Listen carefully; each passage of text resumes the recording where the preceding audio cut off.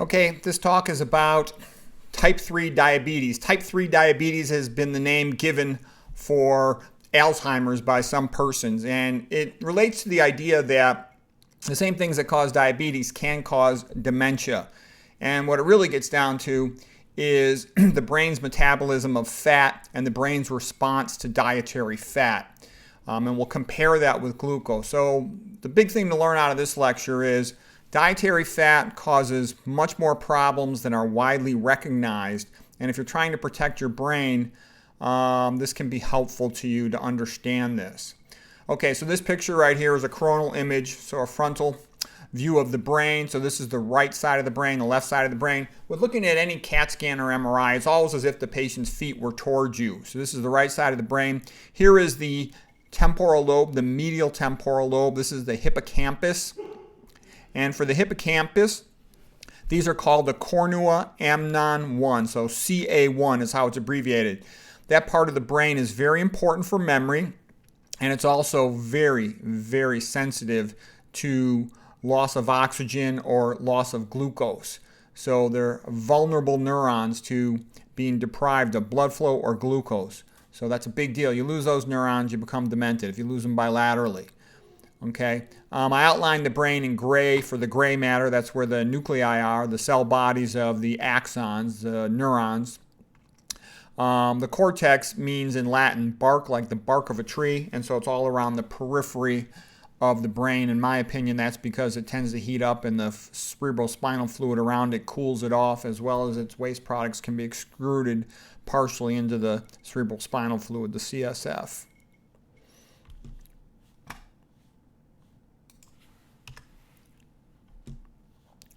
Okay, here's another key picture for this talk to remember. Here's the blood-brain barrier.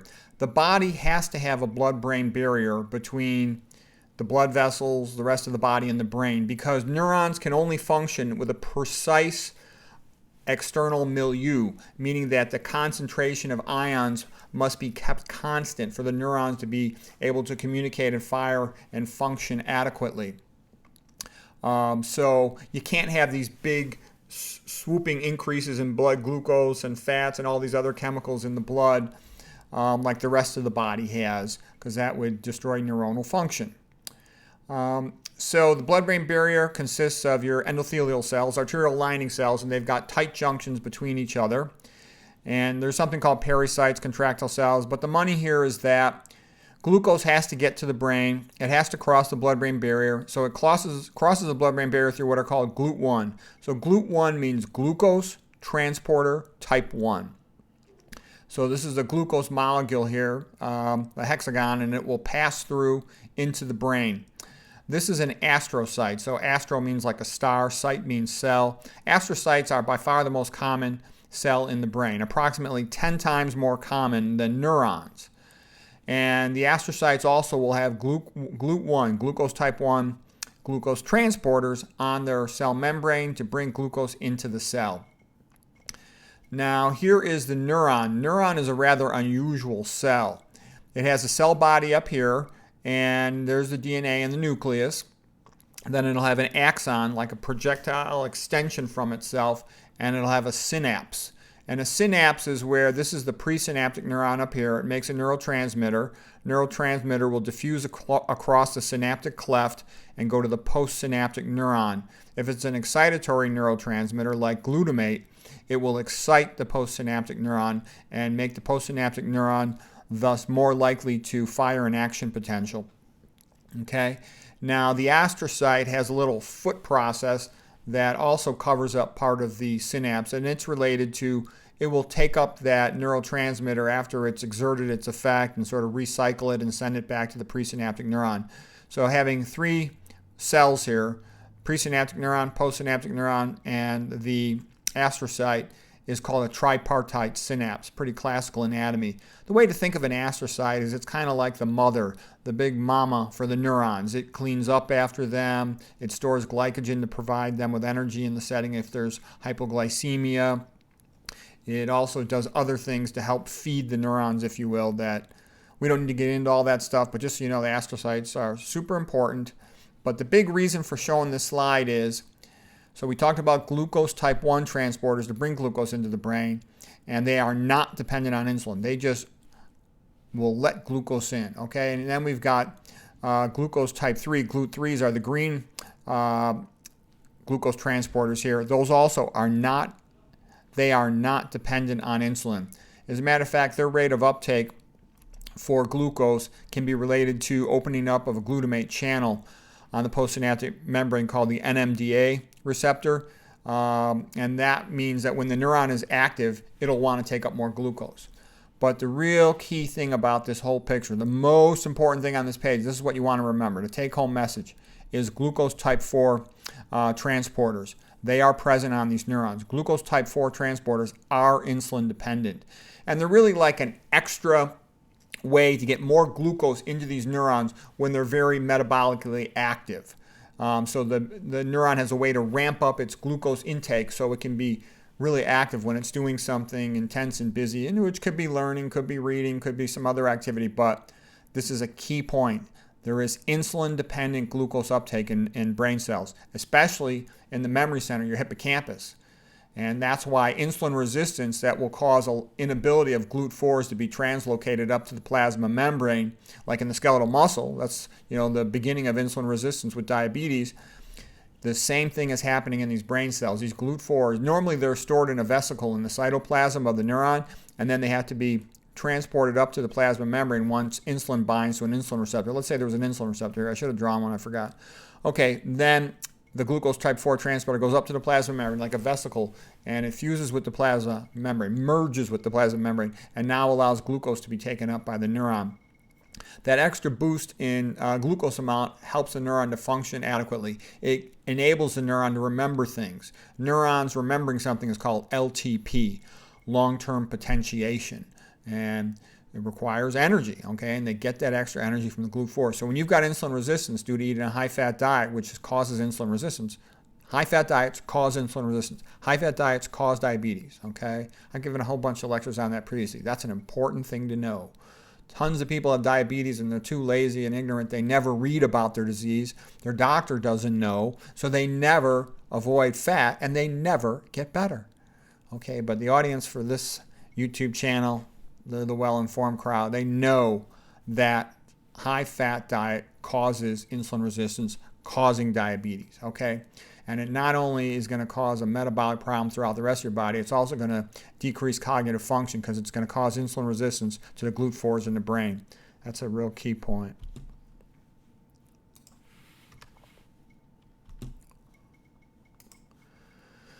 Okay, the brain's the most hypermetabolic tissue in the body. It only weighs about 3 pounds, so that's about 2% of a body weight of a 150-pound person. It uses 20% of the oxygen. If you look at a PET scan, which shows glucose uptake, the brain's by far the most metabolic thing in the whole body. Not even a close second usually, but a second place thing would be the left ventricle of the heart, which beats continuously, of course. Neurons use about 10 times more oxygen than astrocytes, but astrocytes are 10 times more common. Neurons need lots of oxygen and lots of glucose, and especially CA1 in your hippocampus memory center. Neurons typically use about 2/3 of their energy to make ATP to run the potassium-sodium ATPase. They have to maintain those membrane electrochemical gradients because that's what they use to fire action potentials. That's how they communicate. That's how they send messages to the rest of the body. Now here's an interesting little fact. The insulin-degrading enzyme, which removes insulin from the blood, also removes amyloid. If you have hyperinsulinemia, such that the insulin-degrading enzyme is taken up, there's limited quantities of it, there will be less available to remove amyloid. And that is one of the theories for how amyloid accumulates in the brain, beta amyloid. Now, don't get me wrong. I don't think that beta amyloid is the main mechanism of cognitive impairment with Alzheimer's, but a lot of people do. But, dementia, its mechanisms of causation are multifactorial. So that's one thing you will hear, and it's worth knowing about. The enzyme to clear insulin also clears amyloid, and when it's tied up with high levels of insulin that you get with insulin resistance, then you're less able to remove amyloid, and that is thought by some people to predispose to Alzheimer's.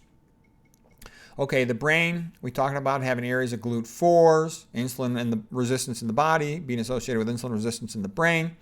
Insulin, under normal circumstances has a beneficial effect on the hippocampal brain cells. It increases their likelihood of forming dendrites. Those are little projections that communicate with other neurons, forming more connections with other neurons. That's how you get smarter. You're able to associate more things. The brain cells do not burn fat well. We'll talk about that more in a second. And the big thing is that atherosclerosis from hypertension and from diabetes, they will thicken the basement membrane at the blood-brain barrier, and they will make it harder to get oxygen to your neurons, harder to get glucose to your neurons, and that's a major problem. Okay? And then also we previously talked about excitotoxicity and all that, so we won't go into that today.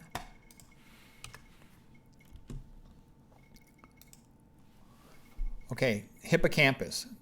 Oh, here's a quick question for you about neuroscience. What neuroscience center has the fattest students? The hippocampus. Okay. The hippocampus is the memory center of the brain. The hippocampus has a very, very, very high metabolic rate. It's like a fast twitch muscle. Constantly you're reading, you're thinking, you're learning new things, you're having conversations. Okay, it needs to turn energy production on and off very fast. Glucose burns faster than fat. So glucose is by far 1,000 times preferred by the hippocampus compared to fat. That's an important point.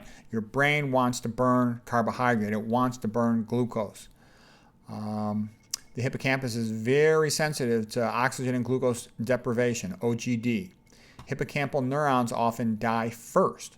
So if a person is hypoxic, has less oxygen available, or they're hypoglycemic, less glucose available, they can really damage their hippocampus rather rapidly. And that can lead to cognitive impairment and even dementia, especially if it's recurrent. To protect the hippocampus, you need to maintain good oxygen and glucose delivery to the hippocampus. Another thing that was interesting is acute glucose administration, IV or PO by mouth, PRAS, improves cognitive function and athletic performance. Now, I saw a video by this guy, Durian Ryder. He's like a long-distance bicycle racer competitor, and he eats really tons of fruits, real plant-based, a lot of sweets even. I think plant-based sweets. And the reason I mention him is he gives videos. He's kind of a funny guy. He's real skinny. Looks like he's in fantastic physical shape, and he trains people. He has all these like skinny, pretty girlfriends who he says he got to lose weight. And he's rather entertaining to watch. He kind of goes on and on and on, but he is entertaining to watch. He's funny. And anyways, he keeps saying the best supplement you could take to increase athletic performance is sucrose. And he says because that's a nutrient burned by your cells. So anyways, I thought he was entertaining and he has a point. Okay, next thing, brain insulin resistance. I'm not recommending everything he says. I haven't watched all his videos. I just watched a couple of his videos, but they were enjoyable and entertaining. And he certainly looks good, and his ladies he's trained look pretty good too. Okay, brain insulin resistance is associated with worse cognitive performance. We talked about you'll get a decrease in long-term potentiation memory at CA1 synapses in the hippocampus. Higher hemoglobin A1C levels are associated with worse cognitive performance. So the less a person has their diabetes in control, tends to be the worse their cognitive performance. And it's also raised the point of something called the mind span. How long do you have good cognitive function in your life?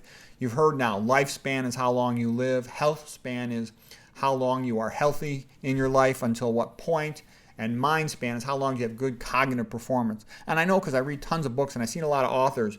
They're real clever and funny when they're in their 50s, even up to almost to 60. And then they just like fall off a cliff. They stink in their 60s. They're no longer clever and funny. And I think that's what's happened is they're not perfusing their brains well and they no longer can write well. Okay, a little bit on hypertension. Pressure goes way too high, off the charts. You can get a brain bleed. A big brain bleed is really rare. Patients often die from that, but that's really rare. Whereas moderately high blood pressure, let's say 170 to 200, pretty high risk for cerebral microbleeds. I see tons of cerebral microbleeds every day. These are little punctate, about 3-4 millimeters in diameter spots of old blood, old tiny hemorrhages in the brain. And they're not good for cognitive performance. The person starts accumulating those, their cognitive performance starts going down. When you see a whole bunch of them in the periphery of the brain, that's called cerebral amyloid angiopathy, and it's associated with Alzheimer's, theoretically.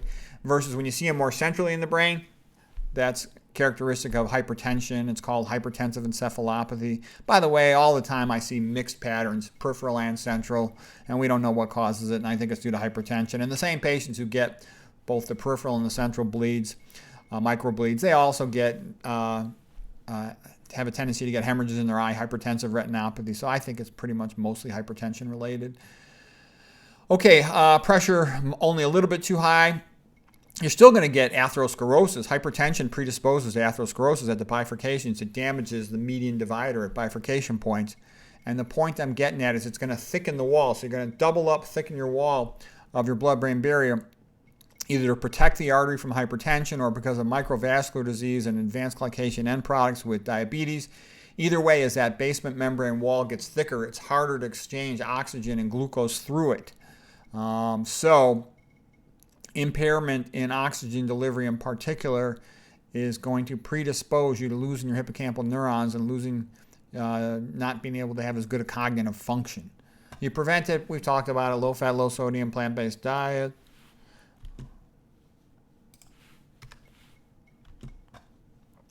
Okay, a little bit on type 2 diabetes. It'll typically progress, as we've covered in multiple previous lectures, from the skeletal muscle to the liver, the fat accumulation, then in the pancreas, and you lose your pancreas beta cells. And I see fatty atrophy in the pancreas all the time in diabetic patients on CAT scans of the abdomen. But the big thing for our purposes here is diabetes has a big time microvascular disease, plugging up small arteries everywhere in the body. And just like they lose all the little arteries in their foot, they're losing arteries in their brain. You know, in fact, neurologists I've talked to will tell you the 3 most common causes of stroke. There are different types of stroke: diabetes, high blood pressure, and atrial fibrillation. Okay? So atrial fibrillation is a big embolus, big stroke. But in terms of all the little tiny strokes I see all day long, most common thing is hypertension. Second most common thing is diabetes. They're both bad. Okay, let's see. And by the way, when I think of a person who's got cognitive impairment, you ask any doctor, which patient groups have the worst cognitive function they see? And of course, we all know about stroke patient and demented patients. But outside of stroke and demented patients, what categories of patients are most routinely, significantly, obviously cognitively impaired? Number 1, diabetes, because diabetes is so common. It's like normal aging in America that patients are diabetic after 50, especially after 60. It's so common it's not even funny. Okay, dialysis patients, a lot of them have very poor cognitive function. Obstructive sleep apnea patients, a lot of them have, we call it OSA, obstructive sleep apnea. Lots of them have very poor cognitive function. We talked about them dropping their SATs at night. Okay, how do you prevent it? Same old thing. The way you prevent diabetes is minimize your dietary fat. There it is. That's the most important thing by far. Yes, it helps to exercise. Yes, of course, it helps to eat a plant-based diet, to lower your sodium. Those things all help. Diabetics routinely have mild to moderate kidney failure. The kidney's job is to excrete nitrogen, so that's another thing. You want to lower your protein intake, which means avoiding meat. The best way to lower protein is eat a lot of starches, fruits, and vegetables. Okay. Blood-brain barrier. Now, the pericytes are these little contractile cells on the blood-brain barrier to help it regulate the amount of blood flow through it. They can guide blood by constricting an artery. You decrease the blood flow through it. Astrocytes, we talked about them, taking up their glucose through glucose type 1 transporters that are not insulin dependent. Only the GLUT4s are insulin dependent in the brain. Astrocytes can store some glycogen as an energy reserve in the setting of hypoglycemia to protect the neuron. High-fat diet increases blood-brain barrier permeability. That's another thing. The fats, for example, there's plenty of studies on palmitic acid, palmitate, most common sat fat, damaging the blood-brain barrier, increasing blood-brain barrier permeability. Diabetes thickening the basement membrane related to the blood-brain barrier. Hypertension also thickening the blood-brain barrier. Both of those things predisposing to hypoxia, lack of oxygen delivery. High-fat diet itself, sticking all the red blood cells together with rouleau formation, blood sludge effect, so to speak. That's dropping oxygen to the tissues. When you drop oxygen to the tissues, now you're dropping oxygen. That neuron has its metabolic demand, which can be ramped up with stimulants, of course. And if it doesn't get enough oxygen and glucose relative to its metabolic demand, that neuron dies. It goes into apoptosis. You also, when you're damaging your blood-brain barrier from a high-fat diet or from other things, you increase your risk of other neurological problems. There's a good reason for the blood-brain barrier. You want it intact.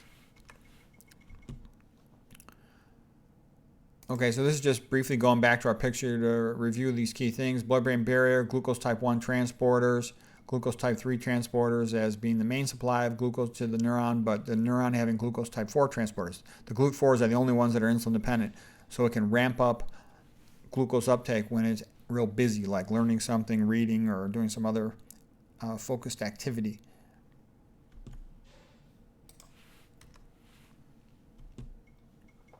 So here's your glucose type 1 transporters. We talked about them. A little more on the details if anyone cares about astrocyte and neuron metabolism and energy production. Okay, glucose type 4, they're the same ones like you see in the skeletal muscle and the fat tissue, adipose tissue. In the brain, they're especially important for the hippocampus. They're also related to the hypothalamus for regulation of blood glucose level, and they're in some other areas too. But the hippocampus is the key thing for becoming demented. And guess what? That's the key thing for Alzheimer's. So in other lectures I've talked about, I think the whole diagnosis of Alzheimer's, I would just call it dementia. Dementia is the key thing to know. Glucose type 4 transporters get more glucose into the brain when it needs it for times of high energy demand. This is one paper, had a lot of useful information in it.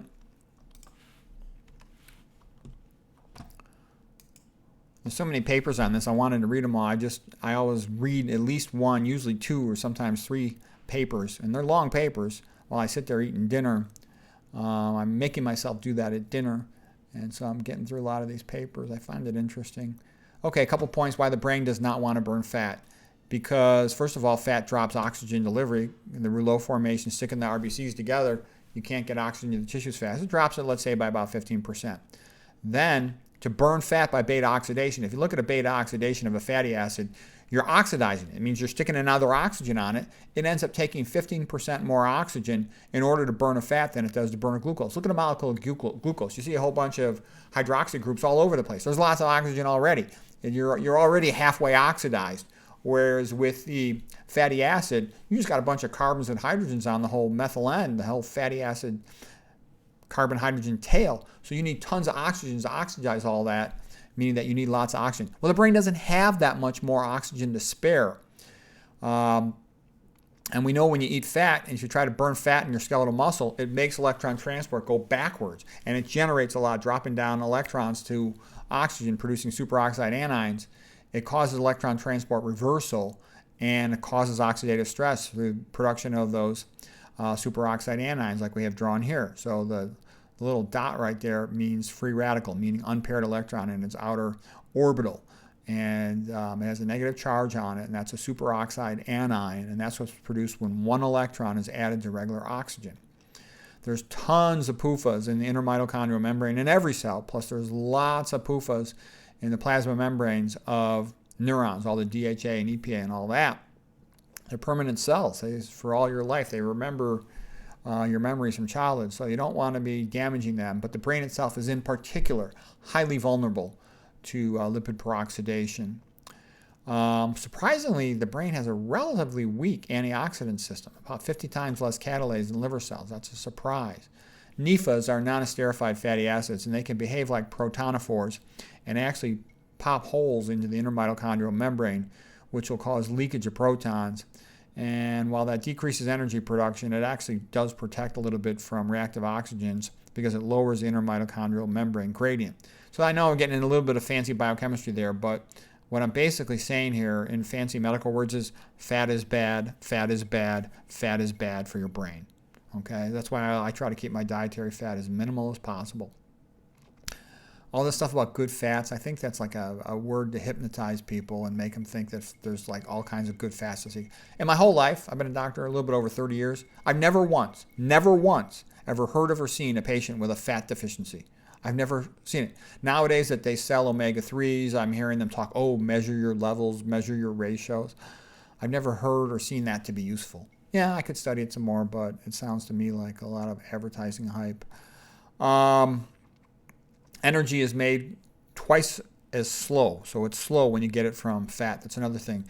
These cells got to be on, off really fast, the hippocampal memory cells.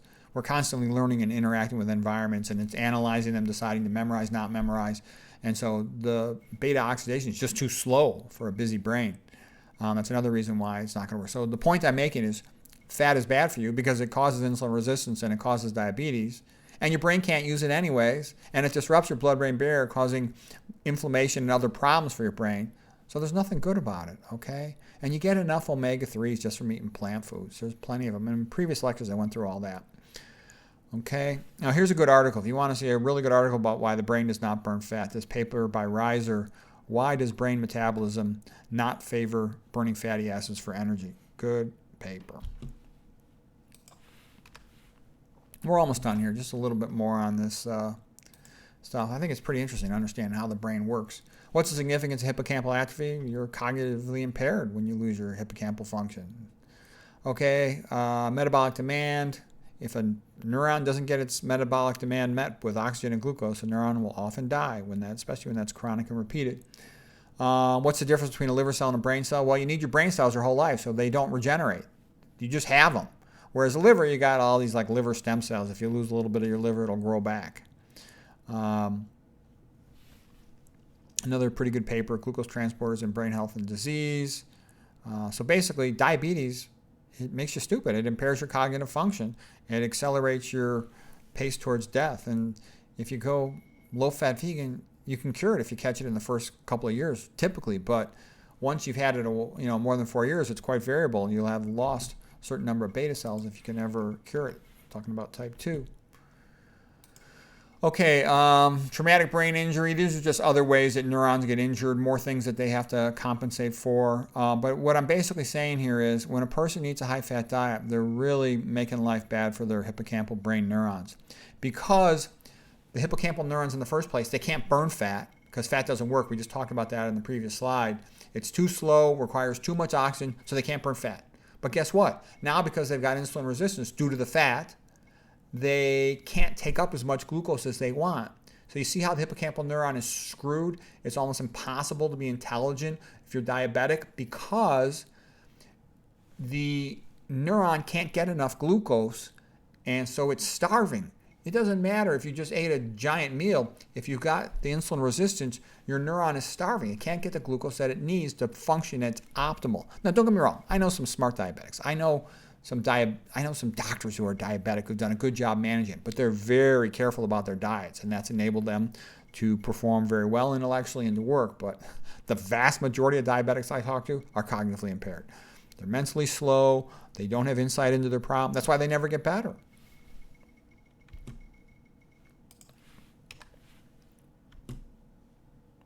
And I can also tell you, I know a lot of people who should know better that think that a low-carb diet is the way to recommend for a diabetic. It's quite frankly, that's completely stupid. If you've studied diabetes a while, you'll see. Just look at Shellman's paper, Brownlee's paper. It's pretty obvious. There's tons of stuff that's been written and said about it, that high dietary fat is what causes insulin resistance leading to diabetes. Okay, other risk factors for dementia. Well, gee, they're all vascular risk factors: obesity, hypertension, high cholesterol, diabetes, which kind of implies that Alzheimer's itself is probably a vascular disease, which I think it primarily is, although, of course, it's multifactorial. And the big thing, we talked about losing the hippocampal cells in the CA1 area, cornua amnis 1. It comes from Ammon's horn, the old story. Okay, CA1, very, very sensitive to oxygen and glucose. And guess what? It's also very sensitive to excitotoxicity. That means when you eat stimulants like caffeine, other brain stimulants, nicotine, psychological stress, lack of sleep. There's some medication stimulants. There's other things. You don't want to be overstimulating your hippocampus, giving it more work to do than it needs already. And then we talk about all that chronic thickening of the basement membrane from diabetes and hypertension, making it harder to get oxygen to that hippocampus. So you can see your older person who's accumulating atherosclerosis and thickened basement membrane of their blood-brain barrier, they're really at high risk to become demented the worse they allow that to get. Okay, and then they're just going to have a hard time ever functioning well cognitively. And here's an interesting paper, Hypothesis for Alzheimer's Disease Lipid Invasion Model. So this guy wrote an entire paper showing how high-fat diet just destroys the brain. And do I think he's exaggerating? Yeah, I do think he's exaggerating a little bit. I don't think it's that solid, his whole rationing, his whole reasoning process. But he still makes some very good points.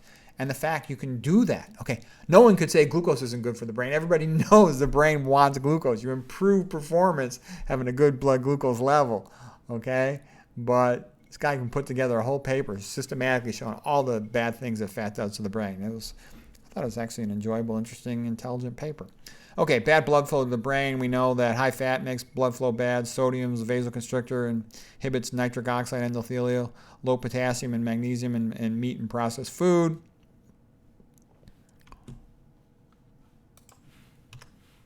Okay, here's just showing the structure of a fatty acid. This is the carboxyl acid component, so this is the carboxyl group, also called a carbonyl group, and that's the carboxyl carbon. That's worth knowing. Here's the alpha carbon, and here's the beta carbon. So when a person undergoes beta oxidation, they're cleaving right in there. Oh, I hope you were able to see that. I was looking at the other picture. They're going to cleave right between the alpha carbon here and the beta carbon. So here's carboxyl carbon, alpha carbon, beta oxidation cuts right here and then sticks an oxygen on here. And because it keeps sticking oxygens on there, you need a lot more oxygen to run beta oxidation of a fatty acid than you do from metabolizing a glucose. Okay, this is just a slide showing that the fatty acids cross right across the plasma membrane in skeletal muscle cells, and they do so in a lot of other locations. So there's no way to really control them other than to minimize your dietary intake of them.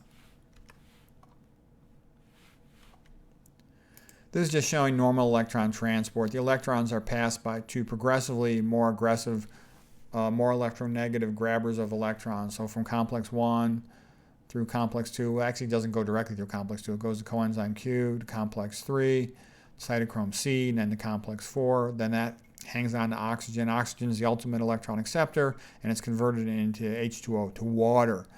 You're generating a proton gradient here, which can be harvested by ATP synthase, which is also called complex 5, and that lets a proton come back in, and that provides energy for the movement that will add a phosphate to ADP to make ATP. If you eat tons of fat, this will back up here. The inner mitochondrial membrane gradient will get too high, really because you're making too many FADH2s. But the point being is you'll end up dropping an electron down onto oxygen to turn it into a free radical, create superoxide. Ideally, you'll just quench it with superoxide dismutase, but we're not going to focus on that right now. Just briefly, we talked about this in a previous lecture just a couple days ago, how superoxide, normally you'll quench it into water, but when there's an excessively large amount of them, you can end up with a series of reactions leading to hydroxyl radical and then lipid peroxidation of the mitochondrial membrane. A couple of directions you can get there from, and that's bad. You trash your mitochondrial membrane, you trash a couple of them, and the cell might go into programmed cell death, apoptosis. So I'm just saying, fat is trashing your membranes, making you stupid, making you fat, giving you diabetes, giving you hypertension. I don't think there's any good fats to seek out. You get enough fat from just eating plant foods. You don't need to seek them out at all. Okay, so this is just a summary diagram. We already talked about the astrocyte having GLUT1s, like the blood-brain barrier having GLUT1, glucose transporters that are not insulin dependent. The neuron getting a lot of its glucose from GLUT3s that are not insulin dependent, but having GLUT4s that are insulin dependent for getting that extra kick to provide optimal cognitive function. And losing your GLUT4 function puts you on the highway to dementia. Okay, these are just some of the references, a lot of papers. Okay, so some of the papers here. The McNay paper I thought was really good. And here's just some more papers. So anyways, the bottom line is your brain doesn't like fat, doesn't help your brain. So you want to minimize dietary fat to have long-term good cognitive function and minimize your risk of getting diabetes or hypertension. Okay, so hope that was helpful.